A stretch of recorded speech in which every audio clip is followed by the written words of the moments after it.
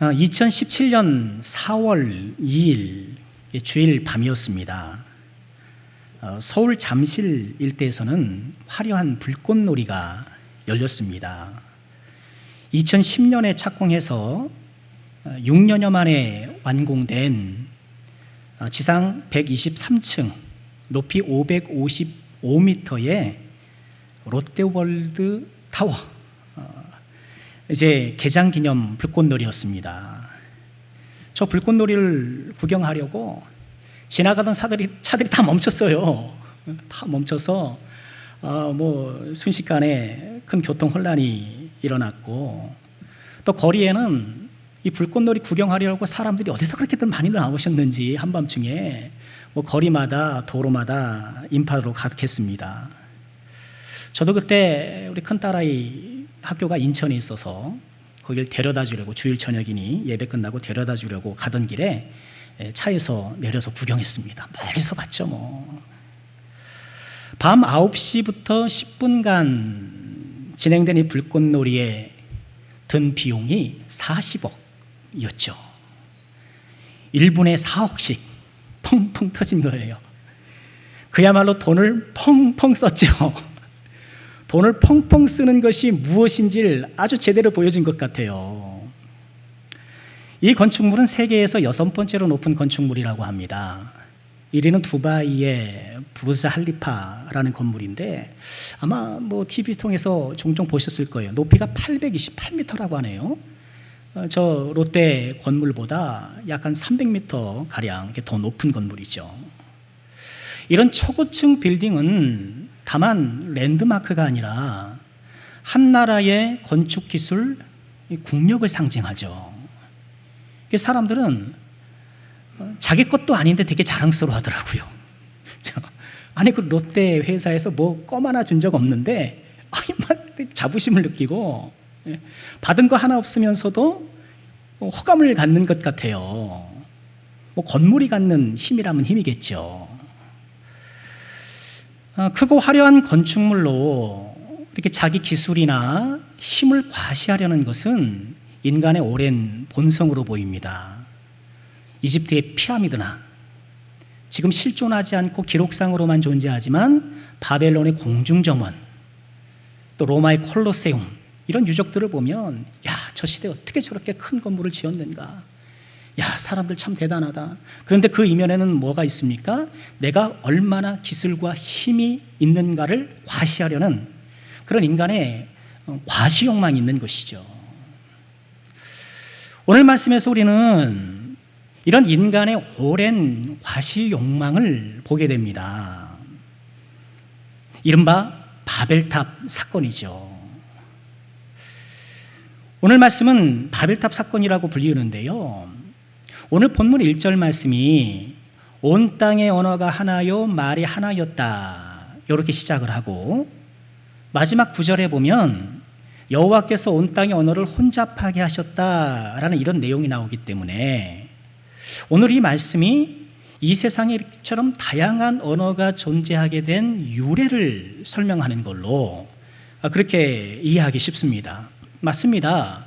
언어가 이렇게 다양하게 존재하게 된 유래를 설명하는 것도 오늘 본문의 중요한 목적이긴 합니다만, 하지만 오늘 말씀 속에 우리가 더 눈여겨보고 마음에 새겨야 될 하나님의 교훈이 있는 것이죠. 오늘 그 하나님의 교훈, 하나님의 가르침을 함께 묵상해 보면서 은혜를 나눌까 합니다. 자, 오늘 2절 말씀에 보면 어떤 사람들이 등장합니다. 그들이 동방으로 옮기다가 신할 평지를 만나 거기 거류했다, 이렇게 묘사되는 사람들인데, 이 그들이 누군지는 분명히 밝히지 않아요. 그들의 정체보다는 그들의 행위에 더 집중해서 그들이 옮기다가 신할 평지를 만나 거류했다, 이것을 더 강조합니다.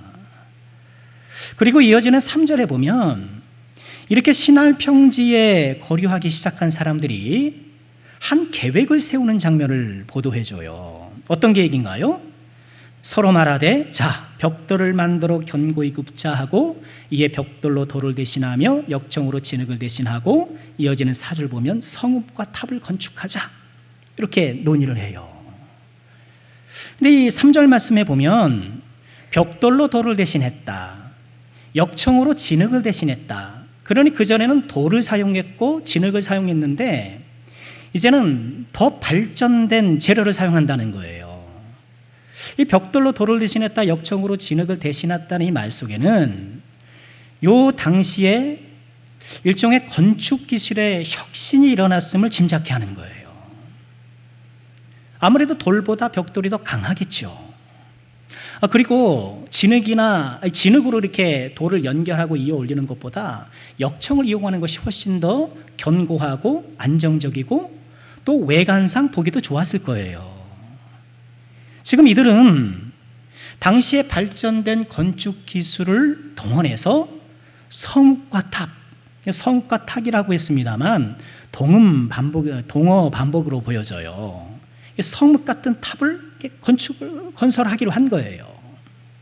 하지만 우리가 읽은 것처럼 이들의 시도는 하나님의 반대에 부딪히게 되죠. 하나님이 그들을 지켜보신 후 개입하셨고 언어를 혼잡케 하셔서 소통을 단절시키신 거죠. 그들의 공사를 중단시키신 것이죠. 왜 하나님은 이 공사를 중단시키셨을까? 하나님은 인간이 자기 기술을 발전시키거나 활용하는 것을 싫어하시는 것일까? 아니면 좀 크고 넓은 집을 짓고 거기에 사는 것이 그렇게 못마땅하신 것일까? 여러분, 우리 하나님이 그러신 분이신가요? 우리가 공부해서 지식을 발전시키고 또 기술을 더 발전시키고 하는 이런 자기 능력을 향상시키는 이런 것들을 하나님께서 싫어하실까? 또는 우리가 좀 넓은 집에 살고 쾌적한 주거 환경을 우리가 또 확보하고 이런 것들을 하나님께서는 못마땅하게 계시는 것일까? 결코 그렇지 않죠. 문제는 인간의 기술이나 탑을 쌓는 그 자체가 아니라 이 일을 하게 된 이 사람들의 동기예요. 왜 그런 일을 하고 있는가? 오늘 말씀은 이들의 행위가 매우 불순한 의도에서 비롯되었다라는 것을 곳곳에서 보여줘요. 다시 2절을 보시면 이렇게 전하죠. 이에 그들이 동방으로 옮기다가 성경에서요, 특별히 창세기에서 이 동방은 단지 동서남북 이 4방향 중에 한 방향이 아니라 하나님을 떠나는 방향을 상징하는 거예요. 하나님을 떠나는 사람들은 동방으로 가더라는 거예요. 창세기 3장에서 아담과 하와가 에덴 동산에서 추방당하지 않습니까? 근데 어디로 추방당했을까요? 에덴 동산의 동쪽으로 추방됐어요. 3장 24절에 보면 하나님이 그 사람들을 쫓아내시고 에덴 동산 동쪽에, 에덴 동산 동쪽, 왜? 동쪽으로 나갔으니까 다시 돌아오지 못하도록, 에덴 동산에 들어오지 못하도록 거기에 그룹들과 불칼을 배치시키신 것이죠. 타락한 인간이 하나님을 떠난 방향, 어디? 동방이라는 거예요. 또 창세기 4장을 보면 동생을 죽인 가인 역시 여호와 앞을 떠나 에덴 동쪽 놋 땅에 거주했다. 16절에 그렇게 전해요. 에덴 동쪽, 우리 그때 이걸 묵상하면서 에덴의 동쪽이라는 그런 제목으로 설교를 함께 나눴었는데요. 여호와 앞을 떠나서 에덴 동쪽, 또 동쪽으로 가는 거예요. 창세기 13장에 보면 아브람과 조카 롯이 이제 소유가 많아지니까 서로 분리 독립하기로 하잖아요. 그때 롯이 선택한 지역이 어디인가? 13장 11절을 보면 롯이 요단 온 지역을 택하고 동으로 옮겼다 그렇게 얘기를 해요. 그러니까 성경에서는 그렇다고 여러분 동쪽으로 하면 큰일 난다 그런 거 아닙니다. 그렇죠? 오늘날 우리 군사는 서쪽 끝에 있는데 동쪽으로 안 가면 못 되겠고요. 익산도 동쪽이고 전주도 동쪽인데 그런 얘기가 아니죠. 동쪽으로 갔다 하더라도 하나님을 떠났다는 얘기인 거예요. 하나님을 떠나갔다는 이야기를 이렇게 이야기하고 있는 거예요. 이들은 하나님을 떠났어요. 바벨탑을 짓고자 하는 이 사람들은 동쪽으로 이동했다는 것은요, 그들이 지금 하나님을 떠났다라는 것을 이야기하고 있는 거예요. 그리고 하나님을 떠난 그들의 모습은 이들이 논의하는 그 이야기 속에 더 분명하게 나타나요. 4절 보실까요? 또 말하되 자 성읍과 탑을 건설하여 그 탑 꼭대기를 하늘에 닿게 하여 우리 이름을 내고 온 지면에 흩어짐을 면하자. 이 탑을 건설하는 목적을 세 가지로 얘기를 해요. 하늘에 닿자, 우리 이름을 내자, 온 지면에 흩어짐을 면하자. 하늘에 닿자라고 이런 얘기를 해요. 지금 탑을 건축하는 첫 번째 목적, 하늘에 닿자. 이런 높이 쌓자가 아니고 그렇게 말할 수도 있잖아요. 우리 높이 쌓자, 높이. 그렇게도 말해도 좋을 텐데 하늘에 닿자 이렇게 얘기를 해요. 고대 사회의 하늘은 신적 존재들이 거주하는 것, 그리고 믿음의 사람들 역시 하늘은 하나님의 처소라는 이런 관념이 있었거든요. 그리고 우리 하나님을 어떻게 소개합니까? 하늘의 하나님, 하늘의 하나님 그렇게 얘기를 하잖아요. 하늘의 닿자라고 하는 것은 하나님이 계신 자리에 우리가 올라가자, 하나님 자리를 우리가 차지하자, 그것과 진배 없는 거예요. 또 이들은 우리 이름을 내자, 이름을 내자 이렇게 얘기를 하고 있는데 이 또한 경건치 못한 의도예요. 성경에서 사람의 이름을 창대케 하시는 분은 누구신가요? 하나님이세요. 아브라함을 만났을 때에 아브라함을 부르시고는 내 이름을 창대케 하리라. 사람 이름을 창대케 하는 건 하나님이에요. 또 이름이라는 것은 성경에서 보면 오직 높아지고 떨쳐져야 될 이름은 누구 이름일까요? 하나님의 이름이에요. 시편 148편 13절에 보면 여호와 이름을 찬양할지어다 그의 이름이 홀로 높으시며 그의 영광이 땅과 하늘 위에 뛰어나시로다. 그리고 이들이 지금 우리 이름을 내자, 우리 성경 그렇게 번역했는데요, 원문에 따라 직역하면 우리를 위해 이름을 만들자 이렇게 돼요. 이름을 누가 만들어요? 이름을 누가 주세요? 이름을 누가 주세요? 하나님이 지어주시죠. 하나님의 명을 받았던 아담이 이름을 지어준 거고요. 그럼 이름은 그 이름을 사용하고 이름을 지어주는 이 이름과 관계된 연관된 행위에는 권위가 들어있는 거예요.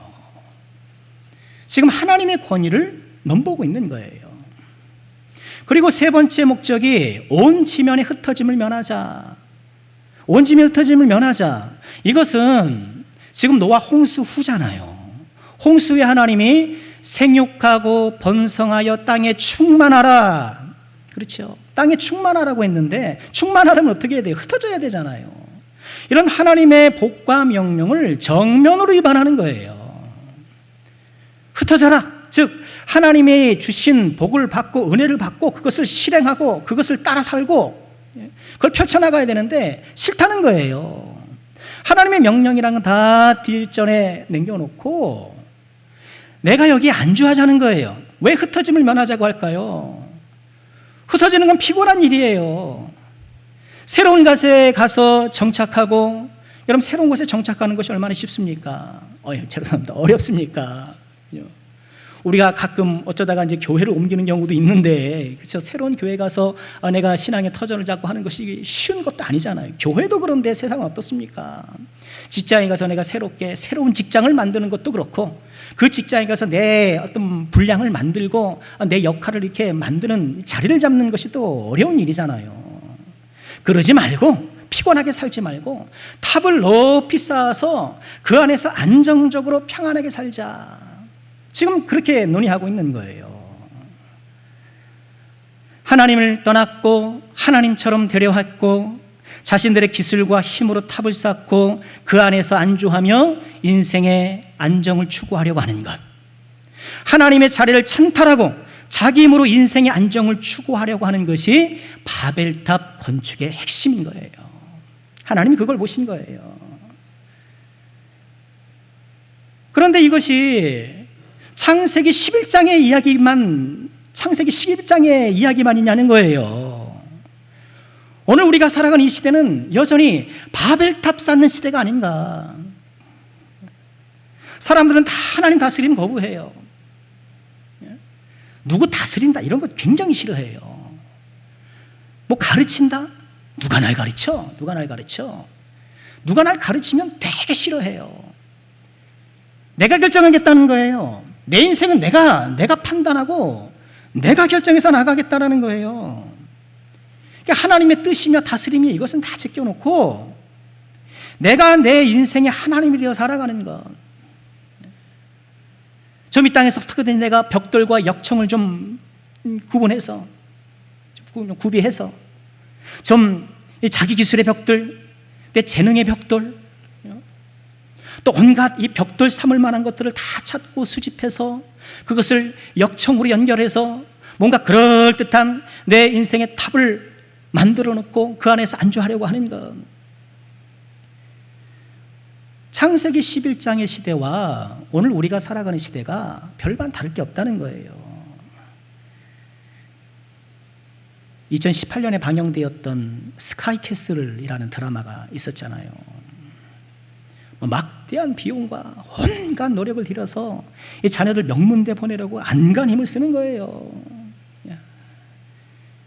어떻게든지 이 사회의 피라미드 구조 속에 상위층을 차지하려고 드라마 제목처럼 스카이캐슬 좀 마련하고 살라고 온갖 노력을 다하는 우리 시대나 바벨탑 시대나 본질상 다르지 않다라는 것, 우리가 인정하지 않을 수 없는 것이죠. 이처럼 바벨탑을 쌓아서 그 안에서 안주하려는, 거기서 인생의 안녕을 추구하려고 하는 이 시도에 대해 하나님께서 어떻게 대응하셨는가. 5절 말씀에 보면 이렇게 전하죠. 여호와께서 사람들이 건설하는 그 성읍과 탑을 보려고 내려오셨더라. 하나님께서 보려고 내려오신 거예요. 이 말씀 속에 보려고 내려오셨다라고 전해요. 이게 뭔가요? 지금 사람들은, 인간들은 하늘 높이 쌓아서 이름을 남기고 하면서 하늘 높이 탑을 쌓는다고 하지만 그들이 쌓은 탑이 어때요? 하나님이 내려와서 봐야 할 작은 탑에 불과하다는 거예요. 여러분, 하나님께서 하늘에서 못 보셔서 눈이 나쁘셔서 내려오신다고 합니까? 하나님조차 내려와서 보실 만큼 작고 보잘것없는 거라는 거예요. 여러분, 사람이 하는 것이란 다 그래요. 우리 지금 21세기 최첨단 과학기술의 시대를 살아가고 있잖아요. 얼마나 기술이 발전했습니까? 우리가 늘 품고 다니는 휴대폰 보십시오. 휴대폰으로 통닭을 30초 만에 시키잖아요. 그럼 한 30분 만에 딱 갖다 놔요. 여기 어딘데요? 어딘데요? 몇 개 하고요, 짜게 필요 없어요. 그죠? 탁탁탁탁 눌러서 주문하면 자동 결제 쫙 돼가지고 다 와요. 자기 집만 되는 것도 아니잖아요, 그죠? 다른 집으로 해도 되더라고요. 다른 집으로 배달시켜도 되더라고요. 여기까지.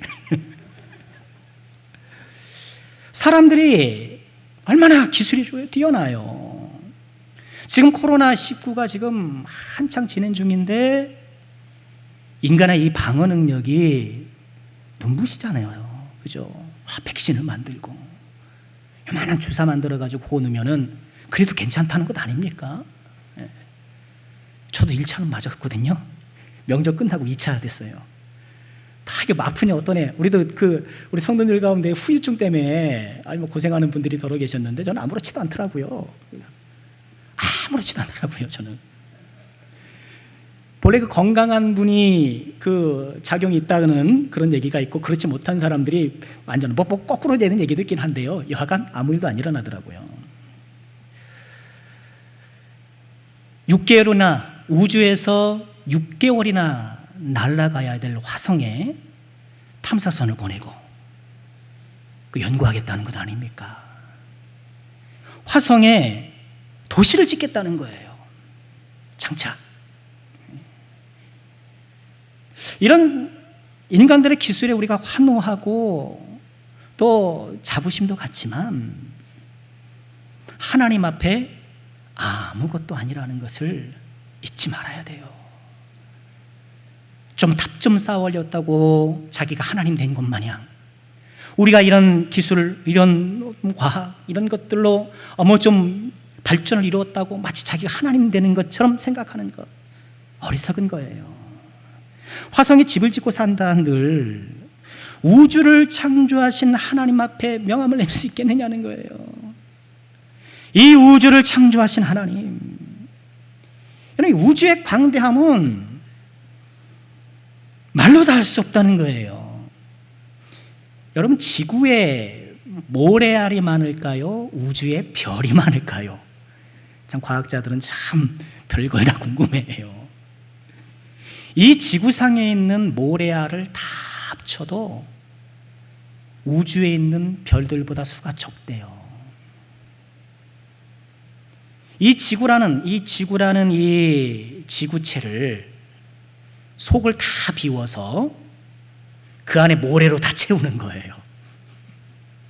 그래도 우주의 별들보다 적대요. 궁금하신 분들은 유튜브를 검색해 보시기 바랍니다.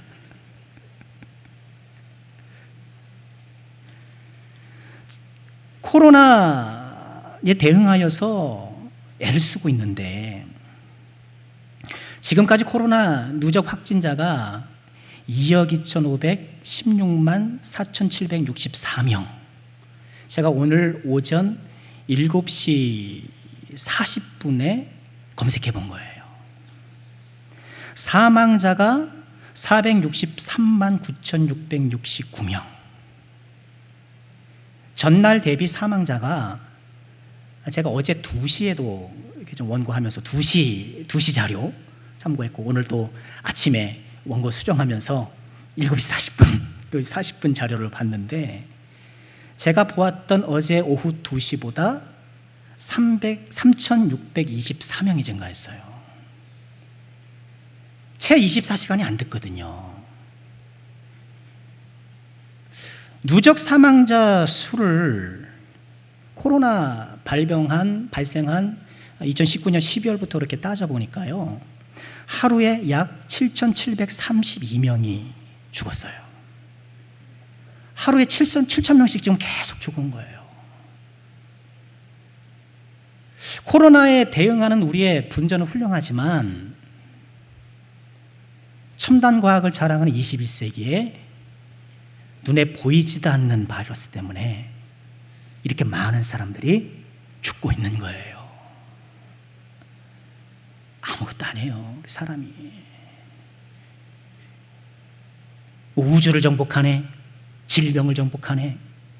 생명과학을 연구하는 사람은 이제 우리는 죽음을 정복해서 재수 없으면 200살까지 산다, 이런 우스갯소리까지 하는데 아무리 인간이 발버둥치고 아무리 인간이 쌓아올리고 인간이 아무리 그렇게 해도 하나님께서 내려오셔야 보이는 거예요. 아무것도 아닌 거예요.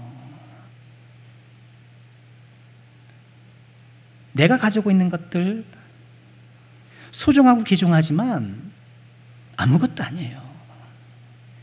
이사야 2장 22절에 이런 인생의 한계를 말씀하시면서 하나님이 어떻게 말씀하십니까? 너희는 인생을 의지하지 말라.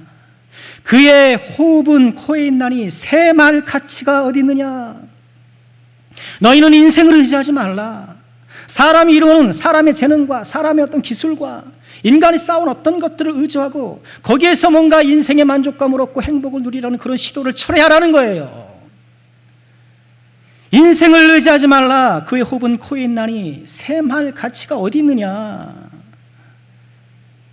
아무리 높이 쌓아올린 인간의 기술 문명이라 하더라도 내가 아무리 성실하게 쌓아왔던 내 인생에 이런 과학 기술 화성을 간다니 그건 남의 얘기잖아요. 그죠?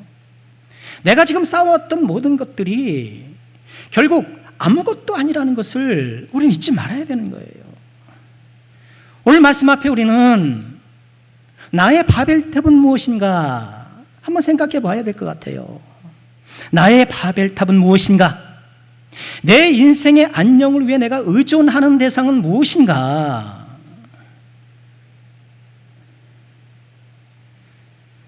보통 우리는 우상을 이렇게 정의하죠. 하나님보다 더 사랑하는 것, 또는 하나님만큼 사랑하는 것. 저 어렸을 때부터 계속 그렇게 배워왔어요. 하나님보다 더 사랑하는 것, 하나님만큼 사랑하는 것, 그게 우상이다. 우상이다. 옳은 말씀이에요. 그러나 이 정의는 틀린 정의는 아니지만 우리 자신을 돌아보기에는 조금 부족하지 않나 하는 것이 제 생각이에요. 왜냐하면 우리는 그래도 나는 하나님을 더 사랑하지, 이렇게 생각하기 쉽거든요. 내가 지금 먹고 사느라 어쩔 수 없이 좀 이렇게 좀 가끔 비겁할 때도 있긴 하지만 그래도 내 마음만은 안 그래. 하나님을 사랑하는 내 마음만은 변함이 없어 하면서 그렇게 합리화하기 쉽기 때문인 거예요. 하나님보다 더 사랑하는 건 역시 우상이지만 우상에 대한 보다 더 적확한 정의를 찾자면 하나님보다 더 든든하게 여기는 것, 이것이 더 적확한 정의가 아닌가 싶어요. 하나님보다 더 든든하게 여기는 것, 그게 뭔지 평상시엔 몰라요. 그런데 그것이 없다고 가정할 때 눈앞이 캄캄해지는 것, 내가 의지하는 거 그거예요. 내가 우리 교회도 다니고 신앙생활 하고 이러니까 내가 뭘 하나님보다 더 의지하는지 나도 모를 수가 있단 말이에요. 그런데 내 인생을 구성하는 여러 요소 중에 하나를 좀 빼보세요. 그것이 없다면 가정해 보세요. 그럴 때에 내 가슴이 답답해지고 내 삶이 좀 무너내릴 것 같은 느낌이 드는 그것이 나의 우상이거나 우상이 될 가능성이 높은 거예요. 유형이든 무형이든 사물이든 사람이든. 하나님은 우리가 인생을 살아가도록 여러 가지를 주세요. 우리에게 지식도 주시고 재물도 주시고 직업도 주시고 또 좋은 사람도 붙여주시고, 하나님께서 주시는 많은 것들이 있는데 하나님이 주신 것들을 하나님보다 더 든든히 여기는 순간 나에게 선물로 주어진 그것들이 우상으로 탈바꿈하게 되는 거예요. 신해산 금송아지 사건을 보실까요? 신해산 금송아지 사건, 그 금송아지를 만든 그 금은 도대체 어디서 온 걸까요? 노예로 살았던 사람이 금이 어디서 났게요? 출애굽할 때에 하나님께서 이스라엘 백성들에게 애굽 사람들에게 보화를 요구하라 그러셨어요. 왜일까요? 지금 애굽 사람들이 하나님의 능력 가운데에, 이스라엘 백성들이 하나님의 능력 가운데에 애굽 사람들의 압제로부터 승리했음을 입증하기 위해, 승리하면 뭐가 있어야 돼요? 전리품이 있어야 되는 거예요. 이겼다는 증거, 전리품. 하나님께서 전리품으로 이스라엘 백성들이 애굽 사람들에게 보화를 요구하게 하셨고, 그때 가졌던 그 금이 신해산 금송아지 사건의 그 송아지가 된 거예요. 하나님께서 승리의 상징으로 주셨던 그 전리품이, 그 선물이 하나님이 안 보인다고, 하나님이 어디 가는지 모른다고 그 순간 그것이 우상이 되어 그들에게 나타나는 거예요. 우리는 우리에게 주신 것들을 소중히 여기되 그것을 하나님보다 더 든든히 여기지 않도록 우리 마음을 잘 관리해야 돼요. 압니다. 목사님 너무 쉽게 말씀하시는데 인생을 살면서 벽돌 한 장 마련하는 게 쉬운 줄 아십니까? 그렇게 반문할 수 있어요. 우리 지금 자녀들이 어떻게든지 내 인생의 한 부분이라도 지금 구축할 그런 벽돌 한 장 얻으려고 그렇게 공부하는 건 아닙니까? 그렇게 시험 치고 그것들을 하나하나 차곡차곡 역청을 놓고 벽돌을 올려놓고 그렇게 내가 거대한 건 아니더라도 그래도 내가 비바람을 피할 수 있는 인생의 담장 같은 탑이라도 만드는 것이 얼마나 힘든데 그렇게 너무 쉽게 말씀하십니까? 그냥 그렇지 않아요. 그렇게 쌓아 올린 것이 나를 지켜주리라 착각하는 하는 순간 어느새 내가 쌓아올린 그것들이 하나님을 가리는 담장이 되는 순간 그것들은 바벨탑이 되고 우리는 그 안에서 인생을 보장받을 수가 없는 거예요. 하나님의 선물이에요. 하나님께서 주신 것들로 우리가 인생 구축해 나가요. 그러나 그것이 나를 지켜주지 않아요. 그것의 한계를 잊지 마세요. 우리 인생의 안녕을 붙들어주는 것은 따로 있어요. 무엇일까요?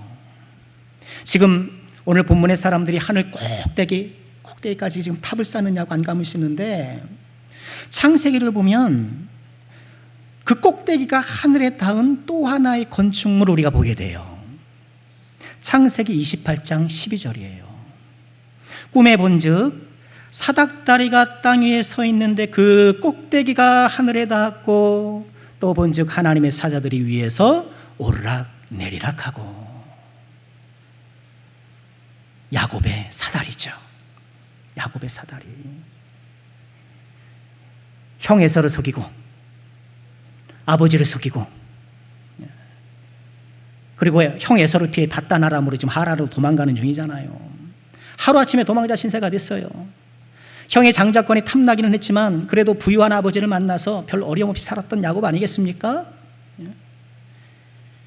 부족함 없이 평온하게 살아왔던 그의 인생이 한순간에 흔들리기 시작했고 짐보따리 하나 지팡이 하나 들고 집을 나와서 불확실한 미래 앞에 서 있고 지금 이름 모를 들판에서 한때잠을 잔 것이죠. 그런데 그 꿈속에서 하나님이 나타나셨어요.